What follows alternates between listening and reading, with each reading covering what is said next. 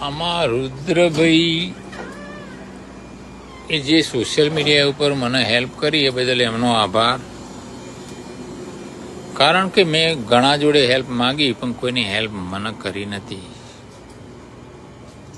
બરોબર છે. આ દિલીપભાઈ મામાના કેસની વાત ચાલી રહી છે.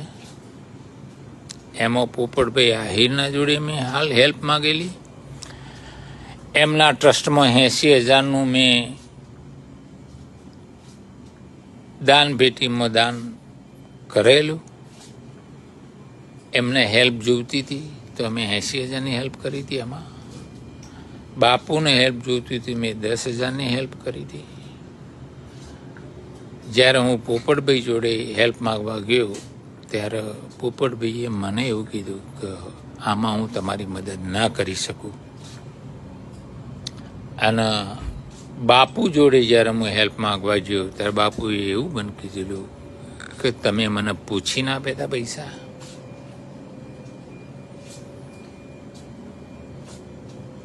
મેં કીધું ના, હું એ તમને પૂછીને નહોતા આપ્યા. તો કે અમે તમારા બાપના નોકર છીએ. આ શબ્દ બાપુનો હતો. બરોબર છે. બોલવામાં તીક્ષ્ણ, પણ જ્યાં બોલવાનું હોય ત્યાં બોલાય, આડેધડ ના બોલાય. બરોબર છે. બીજી વસ્તુ મારે એ કહેવાની છે